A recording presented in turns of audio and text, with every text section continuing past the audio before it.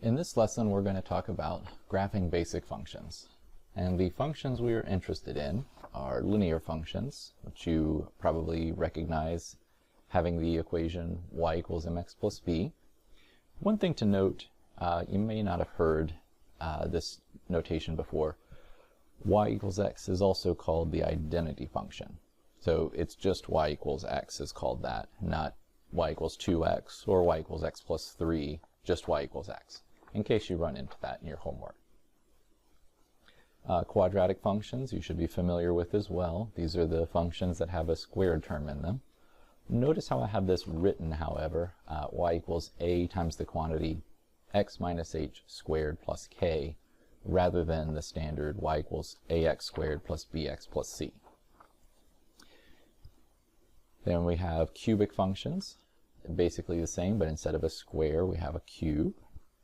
Then we have square root functions that we're going to learn about, cube root functions, and finally absolute value functions. But let's start with a review of graphing linear functions.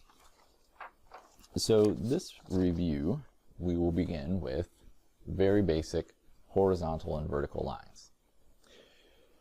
For horizontal lines, the equation is always of the form y equals b, where b is a constant value. The slope, if you'll recall the concept of slope, of a horizontal line is equal to 0. And the reason you can know that's true is the standard equation of a line is y equals mx plus b. Well, if this term is missing right here, that means that m is equal to 0, because 0 times x would be 0, and that's how we end up with y equals b. So the slope is 0. For vertical lines, we have a similar setup, but the equation is x equals a. And this is a little bit trickier to show because we're kind of manipulating the opposite variable that you would with dealing with functions. And in fact, a vertical line is not a function. It doesn't pass the vertical line test. But it's something that you need to know about. In this case, we say that the slope is undefined. So let's just graph a couple of these. So y equals 3. Well, in order to graph the line y equals 3, then I need to go up 3 units on my y-axis and draw a horizontal line. I know it's horizontal because the horizontal line equation is y equals a constant. That's the form that I have here, therefore I know I'm doing a horizontal line. So I just go up 3 units on my y-axis, draw a horizontal line. This next example, y equals -4, also very straightforward. We just need to go down 4 units, and that's where we will draw the horizontal line. Okay, and lastly, x equals 2. It's done in basically the same way, except we go over 2 on the x-axis, and since it's of the form y or x equals 2, we have a vertical line. So I draw a vertical line at x equals 2. And that's about as complex as horizontal and vertical lines get. You just want to make sure you know which one's which and keep them straight, because we will use them from time to time, and they're very convenient because they are pretty straightforward as long as you remember which one's which. Anytime we work with a function, though, it's good to note what the domain and range of those are, notably for practice, but it gets more and more important as we move through the course. For a horizontal line, and I should label that I'm working with this horizontal line here,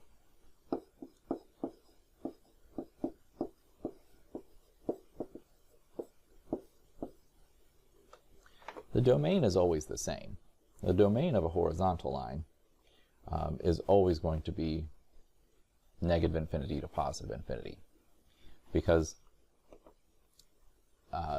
your function here, if you if you recall, we talked about squashing everything up against the x-axis for domain. If we squashed everything up against the x-axis for a horizontal line, we would still have basically a horizontal line at 0. So the domain is positive infinity to negative infinity. The range, however, is just the constant b. So if we squashed everything up against the y-axis, the only point that would be defined there is just whatever that constant is in the equation. So the range is just b. Now, other things that are generally useful about functions are where they're increasing, decreasing, or constant. And it turns out that a horizontal line is neither increasing nor decreasing. So basically, it's just constant everywhere. For vertical lines, let me indicate here that I'm dealing with vertical lines here. The domain and range of a vertical line, well, the domain, if you squash everything up against the x-axis, is just going to be this one point right here, whatever that constant value is. And then the range would actually be negative infinity to positive infinity, because if you squashed everything up against the y-axis, then you'd have something defined at every single point along it. Let's talk about oblique lines now.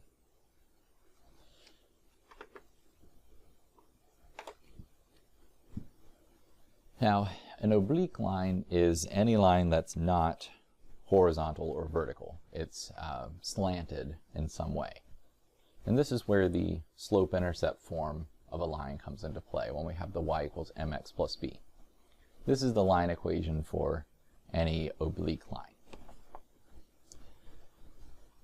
Slope, if you'll recall, is defined as rise over run, which is really important to understand because it makes graphing lines very straightforward.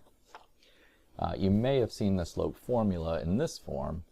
We generally don't need that a whole lot when we're graphing. We generally only need the concept that we're dealing with rise over run. So let's just jump into graphing some lines.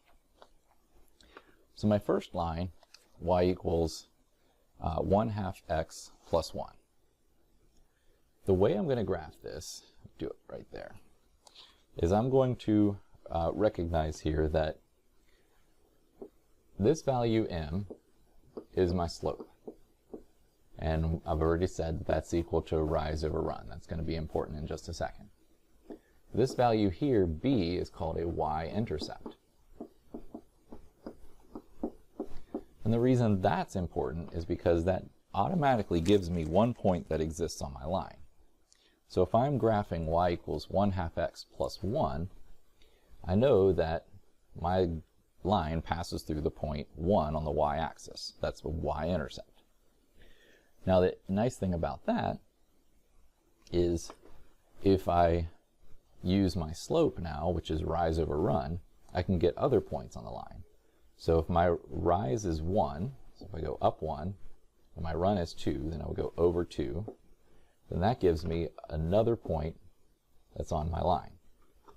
And then if I go up 1, over 2, that gives me another point that's on my line.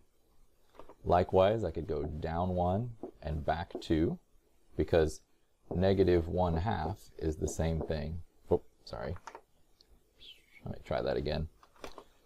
Negative 1 over negative 2 is the same thing as 1/2. So going down 1, back 2 is the same slope as going up 1 and over 2. So this would be another point on my line. Down 1, back 2, and here's another point. Once you get a few points here, that's all you need, just enough so that you can accurately judge where the line is passing through. So there's a nice graph of that line. So using the slope and the y-intercept, it's generally pretty straightforward to get a graph of a line. So let's try another example. So y equals negative 2/3 x minus 2. So I'm going to come down to negative 2 on my y-axis. That's one point that I know exists there. My slope is negative 2/3. Well, I could go down 2 and over 3, because I'm basically looking at my slope as -2 over 3, so down 2 over 3, and that would give me a point. But if I go any further, I'm going to run off my graph, so I can go in the other direction. This is the same thing as saying 2 over -3, which means if I go up 2 and then back 3, that's also going to give me another point on my line. And once I'm comfortable that I've got enough points here, and I actually don't think I could get any more on my scale, then I just draw my line through. All right, a couple more examples here. 2x minus 4. All right, so -4 is my y-intercept. Now my slope is 2, which you have to consider it as 2 over 1 in order to get rise over run, which means I would need to go up 2 for my rise, over 1 for my run. So there's that next point. Then up 2 over 1, so there's a point. Up 2 over 1, there's another point. And I'll just do one more run of that, just to get where my line's going across the entire axes here. And there's a nice sketch of my line. All right, my last example, -x plus 3. So +3 on my y-axis. And then -x is, your slope is basically -1 over 1. So if you go down 1 over 1, there's your next point. Down 1 over 1, there's your next, and your next, and so forth. Or if you go up 1 and back 1, that works as well. But there is a sketch of my line. Now, just like with horizontal and vertical, let's talk about domain and range. The nice thing about lines is that the domain and range is all real numbers, -infinity to +infinity for each one, as long as you have an oblique line. And the idea is, you know, for the domain, if you squash everything up against the x-axis, you're going to have something defined for all points on your line. Likewise, if you squash everything up against the y-axis, there's going to be something defined for all points on your line. So domain and range are both positive, -infinity to +infinity. An oblique line is also either going to be always increasing or always decreasing, kind of depending on the sign of the slope. So it would be always increasing if the slope is positive, so if it's greater than 0, and always decreasing if your slope is negative. But it never changes from increasing to decreasing or vice versa. All right, let's look at some quadratic functions. Oops. The graph of a quadratic function is always in the shape of a parabola, which will either open up or down. And you should probably know what the shape of a parabola is, but if you don't recall, it basically looks like this, right? That's the basic parabola. The equation that we're going to work with is y equals a times the quantity x minus h squared plus k. And that's going to always graph a parabola. The constant a is a stretch or shrink factor, so it will either make the parabola wider or skinnier depending on what value that is. H and k is the location of the vertex of the parabola. And the vertex is this point right here, which is either a maximum or minimum, depending if your parabola is opening upward or downward. and you know that it's opening upward or downward, it opens upward if a is greater than 0, and it opens downward if a is less than 0. So you can tell pretty quickly which way it's going to open. You can also think of h as a horizontal translation, but just remember it always moves in the opposite direction of the sign of the value h. And you can think of k as a vertical translation, and that will actually be helpful as we kind of go through some examples. Domain and range. Well, the domain is unrestricted. It's negative infinity to positive infinity, because if you squashed everything up, that entire parabola up against the x-axis, it's going to be defined everywhere from negative infinity to positive infinity. So that's our domain. The range, however, is restricted. And it's always restricted to basically whatever the value k is to positive infinity if you're opening upward, or it's going to be negative infinity to k if you're opening downward. But in this case, since it's opening upward, that's how I'm showing it. But if you squash everything up against the y-axis, this red line is where you would see parts of your function. So that's your range. So the range on a quadratic parabola is restricted.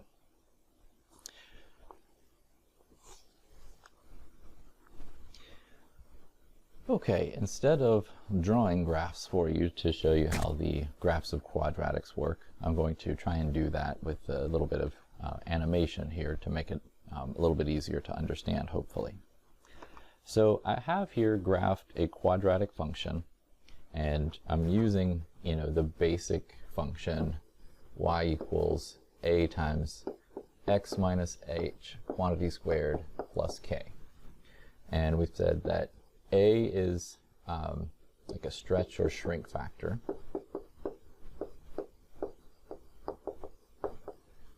H is a horizontal change.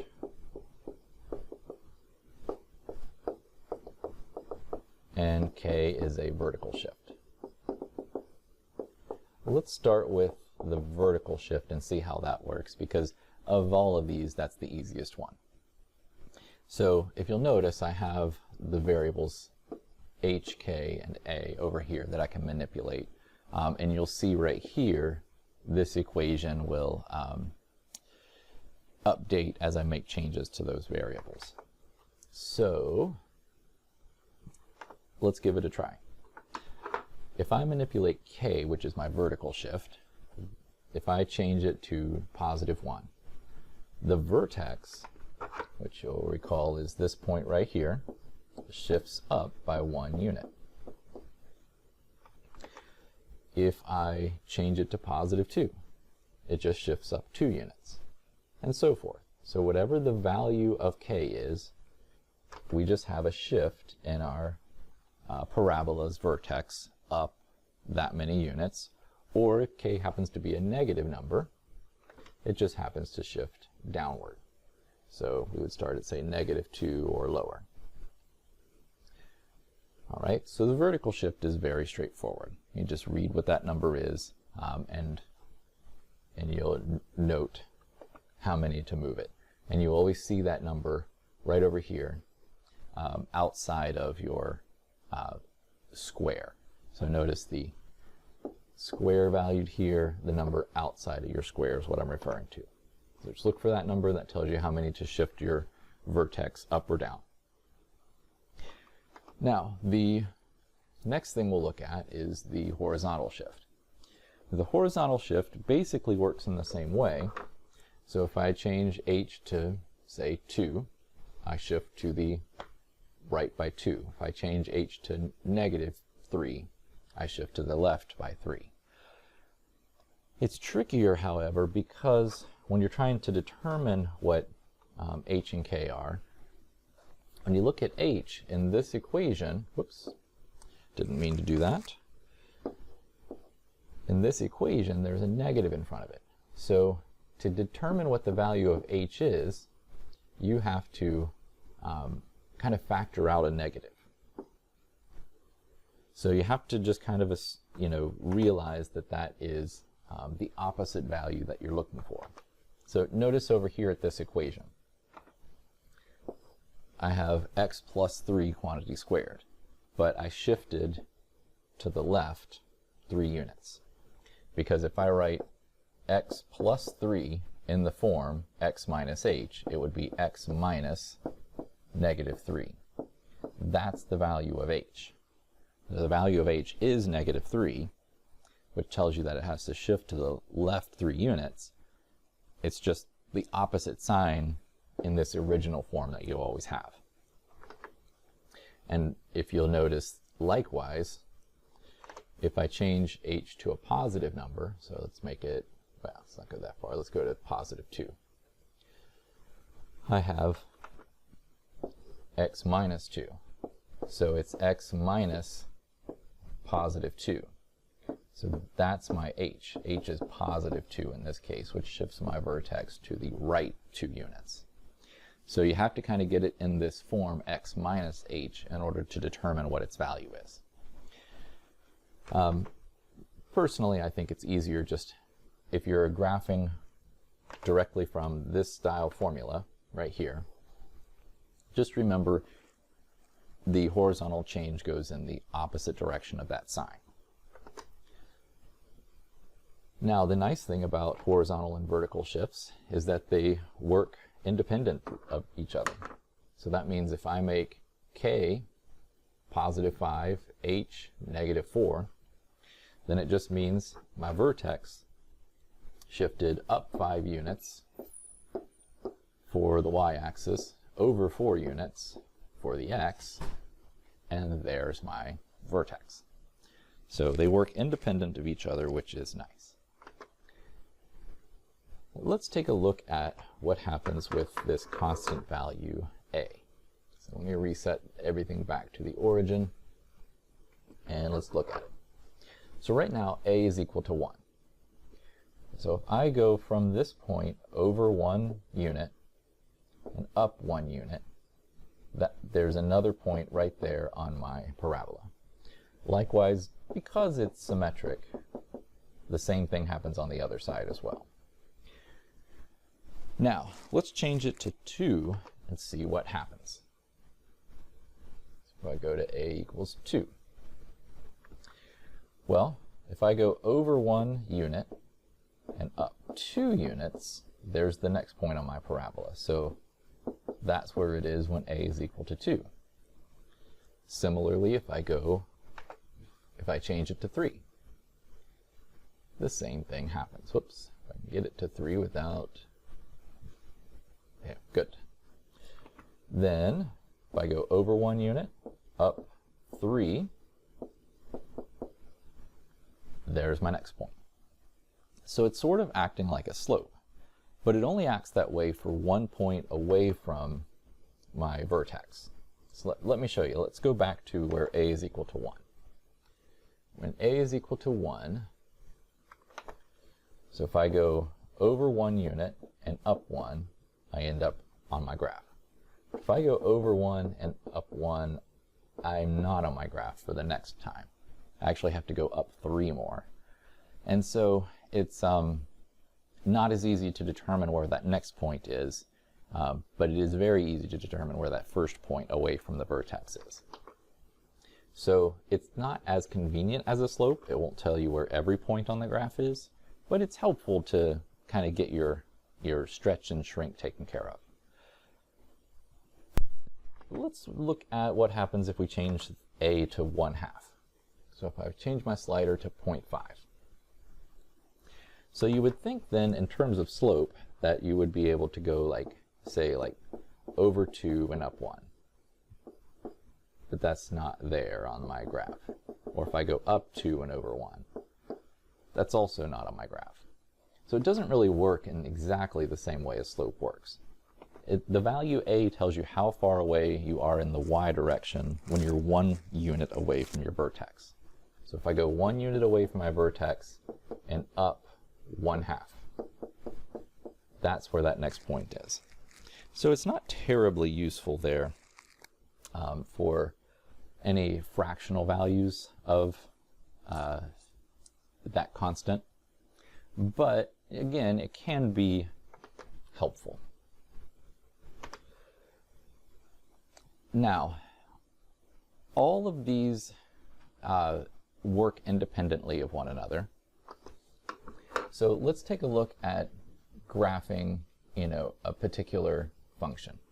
And let's say we want to graph y equals 2 times the quantity x minus 3 quantity squared plus 5. So what I'm going to do is I'm going to graph it, and then I'm going to change the constants in the program to see if it matches up. So let's locate the vertex first. So I have a vertical shift of 5 units. So 1, 2, 3, 4, 5. And I have a horizontal shift. Since it's x minus 3, my horizontal shift is positive 3. So I go over 3 units to the right. So this should be my vertex. And then a is equal to 2. So that tells me if I go 1 unit to the right of my vertex, then I would go up 2 units, and that should be the next point. If I go 1 unit to the left and up 2, that's just because of symmetry. I can do this side. Then this gives me 3 points that are on my parabola. So to sketch it, I should be able to pretty much have that right there as a decent sketch. So let's manipulate the constants of the program and see if it works. All right, so a is equal to 2. Let's get that set up. K is 5, so if I go up 5 units, and then h is 3, so I'll go over 3 units. And it pretty well matches up. That's exactly how it works here. Let's try another one. Get rid of mine that I sketched here, and I'll come up with a new equation. So let's do y equals -1/2 x plus 2 quantity squared plus 7. All right, so I get my constants reset, everything back to 0, so we'll see what happens. All right, so my vertex, k is equal to 7, so that's shifting my graph up 7 units. 1, 2, 3, 4, 5, 6, 7. H is equal to -2, because remember it's the opposite value of this number right here. So I would go 2 to the left. So there's my vertex. Now A is -1/2. Since it's -1/2, then my graph should be opening downward. And if I go to the right of my vertex 1 unit, then I should go down 1/2 of a unit, and that should be 1 point. And if I go to the left 1 unit and down 1/2 of a unit, that should be another point on my parabola. So this should be, something like this. And I am probably fairly off scale, when I'm sketching this way, but that's okay. Let's see if we're at least in the ballpark here. So up 7 for K, H is -2. All right, the vertex, those both line up. And A is -1/2, so -0.5. And that's not too bad. That's not too bad at all. One thing that you can do if you want to make your graph more accurate is just plug in some additional points. So when you get away from this point right here, maybe if you go just plug in, say, x equals 0, and just see where that is on your parabola. So y equals -1/2 times 2 squared plus 7. So 2 squared is 4 times -1/2 would be -2 plus 7. So that's at 5. So this next point at 0 should be passing through 5.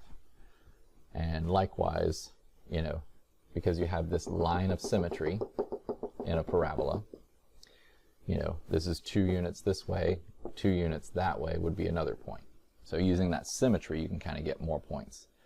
And so then if you plug in, say, x equals 1 and see where that exists on your parabola, you can make it more accurate that way. But these 3 points that I'm showing you generally give you a pretty good sketch of most parabolas.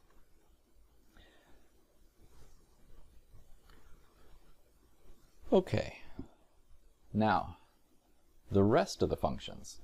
Here's what's really nice about everything that we just talked about with quadratic functions. The nice thing about all the other functions we learn at this point is that these translations work in the same way for all the different functions we have. We just have to remember the different shapes of each type of function. So we're going to be looking at a cubic function, for instance. Notice how the standard cubic equation looks. It's y equals a times the quantity x minus h cubed plus k. So a is a stretch and shrink factor. H and k are horizontal vertical shift. Work in the exact same way as the squared function. The shape of the cubic looks like this. You'll need to memorize the shape of it.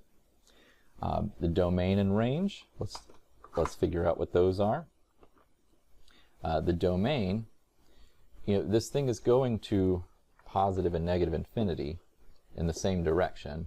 It looks like it stops around here, but it's only just because it's going to infinity so quickly. It actually is defined for all values. So you think of the domain as all the values that you can put into the function and you get something back out. So you can put any value you want into a cube and you can get something back out. If you put 2 in, you get 2 cubed is 8. If you put 15 in, 15 cubed is whatever 15 cubed is. And no matter what number you put in, you're going to get something back out. There's no way to get to division by 0 or the square root of a negative number. That's the only way we have restricted domains at this point in the class. So the domain is negative infinity to positive infinity. And the range is pretty easy to see. If you squash the whole graph up against the y-axis, the range of a cubic would also be negative infinity to positive infinity. The absolute value function, notice the a, the h, and the k. These vertical bars represent absolute value. The horizontal shift is inside the absolute value, the vertical is outside.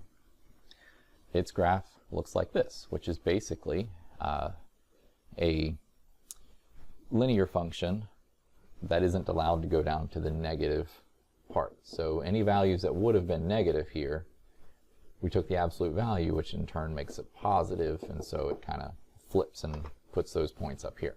That's why you get this V shape.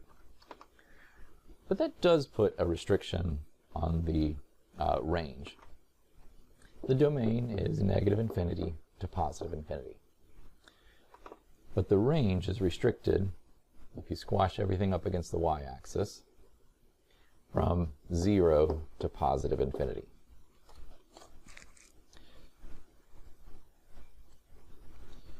Next up, we have the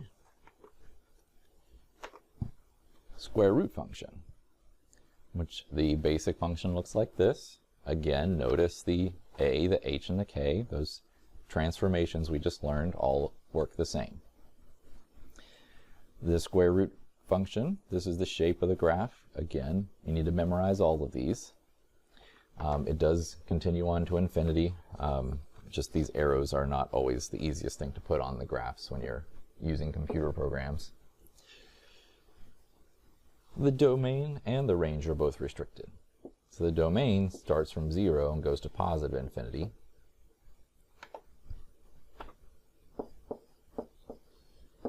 Oops, and that needs to be a bracket. And the range is also restricted from 0 to positive infinity. Unless any shifts or translations occur, then, it's wherever the point begins. But the idea is that it's restricted. All right, the cube root function looks like that, and its graph looks this way. And the domain and range, neither of these are restricted. So the domain is negative infinity to positive infinity, as well as the range. So you need to know the basic shapes of each one of these because it's going to be important when it comes to graphing. So if you are working, most examples you'll run into, because it's kind of hard to have you graph functions, you know, in an online class where, you know, you can be graded on that. Your homework has some ways of working with this, but generally, to make sure you understand these, the way the questions are asked is in reverse. So for instance, I give you the graph of a function and I ask you to come up with the equation of that graph. And it sounds like it might be difficult at first, but it's really not too bad. So locate the vertex.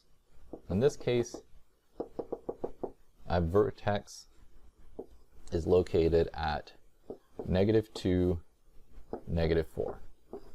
So that tells me what my h and k are.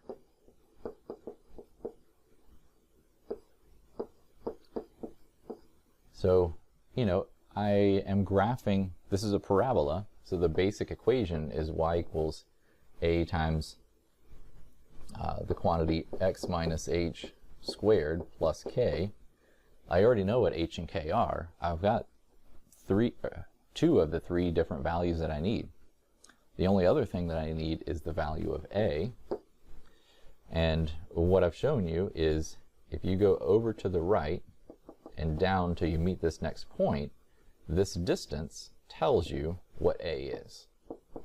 So in this case, a is equal to 1. So the equation of this graph is y equals, it's pointing downward. So a is not +1, it's -1. So it's negative x, so h is -2, so that means x minus h would be x plus 2, quantity squared, and -4. If we go over and check to see that that works, well, if I change k to -4, whoops, and h is -2, and then a was -1. All right, and this is off my scale here, but I can change the location here.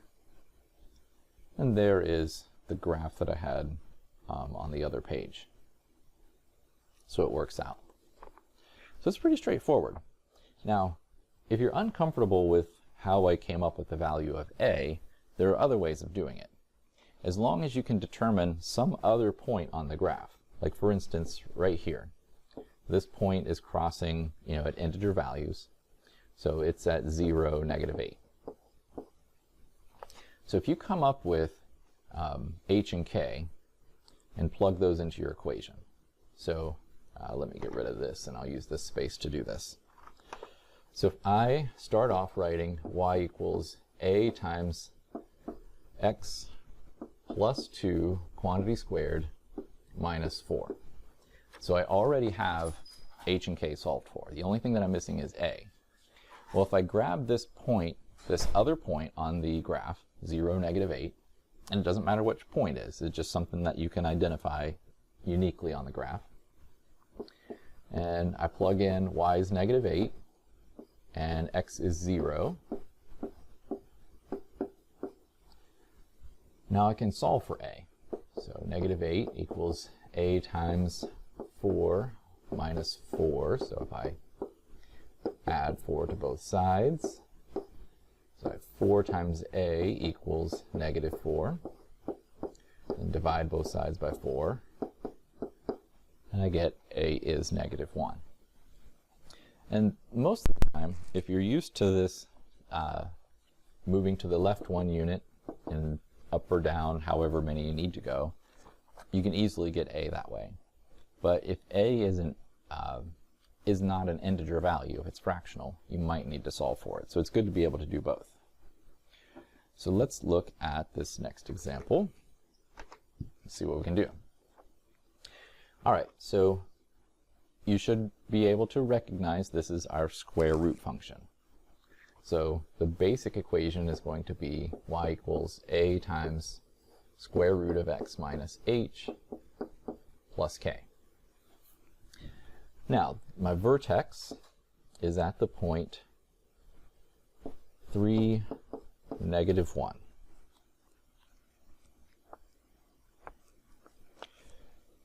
Okay.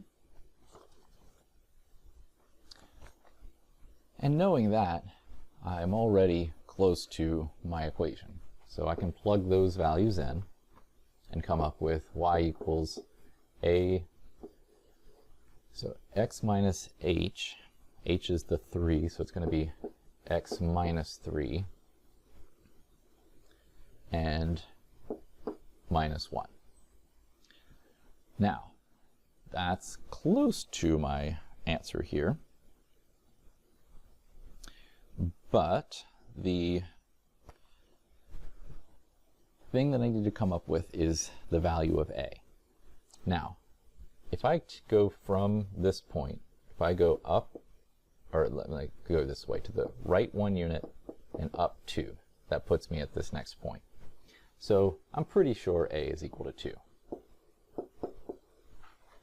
But if you weren't certain, all you need to do is just pick another point on your curve. So like right there, that's at 7, 3. Okay? And you can solve for it. So my y value is 3, so if I plug that in, equals a times quantity 7 minus 3 minus 1.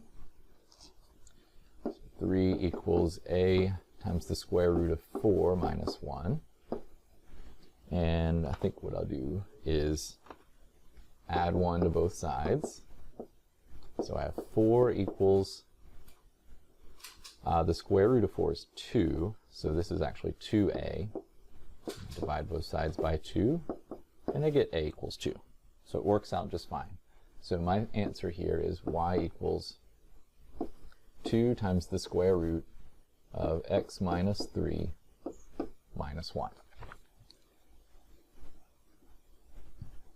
And next up here, this is an absolute value graph. So my basic function is y equals a times the absolute value x minus h plus k. And this is kind of like my vertex here. And that's located at the point -5, 7. So there is most of my answer. So y equals a times the absolute value x plus 5 plus 7. Now, if I go over 1 unit, and it looks like if I go down 3, then that should tell me where a is. Okay, so a should be -3. But again, if you're uncomfortable with that, pick a point that is visible here. Like for instance, this point is definitely, let me draw it over here, this is -3, 1. If I plug that in, it's going to be, whoops, the y value is 1. So 1 equals a times the x value is -3 plus 5 plus 7. So I'm going to subtract 7 from both sides. So that's -6 equals a times 2. And I can take away the absolute value of ours because 2 is positive. So -6 equals 2a. Divide both sides by 2. And a equals -3. So y equals -3 times the absolute value x plus 5 plus 7. And my last example here, this one is a cube root. So y equals a times the cube root x minus h plus k. Now the vertex point is kind of like that point right there. And that's at 0, 4. So my equation basically looks like this. Just cube root of x plus 4. Now if I want to solve for a, here's kind of the thing. So if I go up 1 unit and then over, it's not really clear exactly where that point is because it's not an integer base. So this is where it's actually pretty useful to be able to solve for this. So I definitely see a point right here that's crossing at an integer value, and that's at 8, 7. Now, most of the time in your homework, they go ahead and identify another point for you. That way you're certain to be using the correct values. Because, you know, sometimes even on the grid, it's difficult to tell where you're crossing integer values. But if I plug in 7 for y, then a times the cube root of 8 plus 4. So I'm going to subtract 4 from both sides. So 3 equals, the cube root of 8 is 2. So if I divide both sides by 2, I get a is equal to 3/2.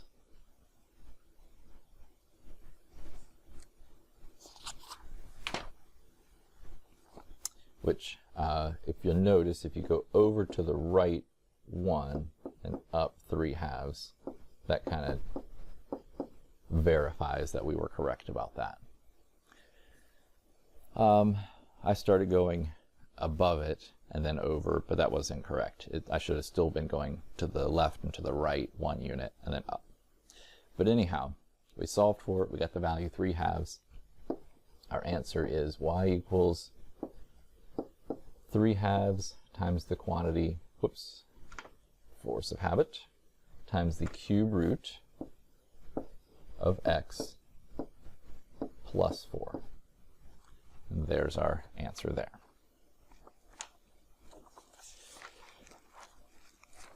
Next up here, continuity. And continuity is an easy one. So basically, when we talk about continuity,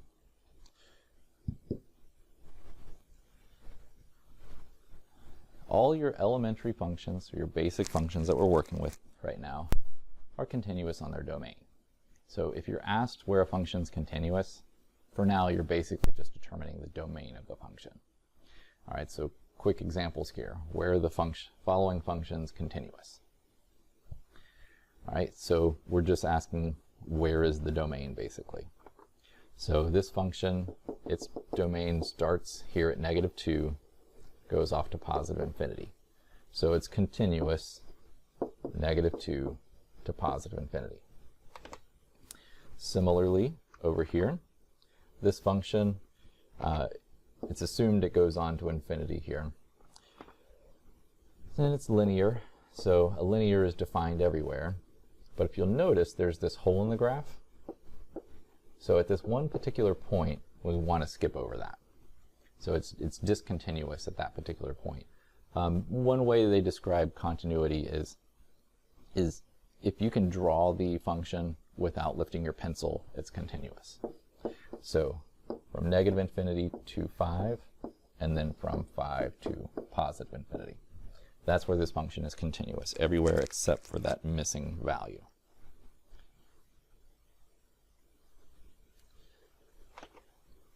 X-axis, y-axis, and origin symmetry.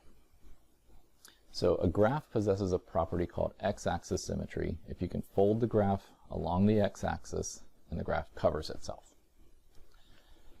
All right, there are no functions that will possess x-axis symmetry. In order to have x-axis symmetry, your function is going to fail the vertical line test. That's just a property of x-axis symmetry. And what happens here is for any point that you come up with on this graph, there's a reflection of that point across the x-axis. In order to reflect across that x-axis, the y value is negated. So if this right here is positive y, then this distance here is negative y. So the rule is, for every point xy on the graph, x negative y is also a point. Then that graph has x-axis symmetry. And you can generalize this to horizontal symmetry and not always use the x-axis, but that's what we do in this class, is just the x-axis. Y-axis symmetry, similar, except for any point that you have on the graph can be reflected across the y-axis instead. So this would be reflected to negative x, y. So if this distance here is x, this distance here is negative x. And that's the rule. So if every point xy on the graph, there's a corresponding point negative xy. Then you have y-axis symmetry. And you can be a function and have y-axis symmetry. Origin symmetry is a similar setup, except for both the x and the y get negated. It's a little bit easier to think of origin symmetry as rotational symmetry. And the idea is, if you rotate the graph 180 degrees, like this, so if I rotate the graph 180 degrees, I get the exact same picture of the graph. So that has rotational symmetry. Similarly, if you pick a point xy on the graph, then there's going to be a point negative x, negative y that exists on the graph. And just like with y-axis symmetry, you can have functions that possess origin symmetry. Even and odd functions. So a function is said to be even if f of negative x is equal to f of x. So if you plug in a negative value of x, you get the original function back out. So, and it's odd if f of negative x is negative f of x. So let's look at some examples of what that means here. So if I have f of x equals x to the fourth power minus 2x squared, if I try to evaluate f of negative x, that means to replace all of my x values with negative x values. And in doing that, in this particular situation, if I take negative x raised to the fourth power, which is an even power, I get a positive answer back out. And same thing over here. So I end up with the original function when I plug in negative x. So that tells me that this function right here is even. And it's no coincidence that the powers here are all even powers. All right, let's look at this function right here. So it's even exponents aren't the only way to come up with even functions. You could have absolute value as well. But if you notice, in this case, I have 5x cubed. So if I plug in negative x there, absolute value of negative x, then negative x cubed results in a negative number, so it's going to be negative 5x cubed minus the absolute value of x, because absolute value tells me to return a positive answer. But that's not equal to the function, the opposite of the function, or the function itself. This is neither. It's not odd or even. Let's look at this next example. Notice the powers here are both odd. So if I take f of negative x and evaluate that, it's going to be 4 negative x to the fifth minus negative x to the third. I'm going to get negative 4x to the fifth plus x to the third, which is the exact opposite of my original function. So that tells me I have an odd function. One more quick example here. It's worth pointing out that most functions are not even or odd. It's actually fairly rare that you run into these. So for instance, your standard quadratic here, it has an even exponent and an odd exponent. And if there's a constant, it's very unlikely that it's going to work out. So this would be x squared plus 2x plus 1. So it's neither even nor odd.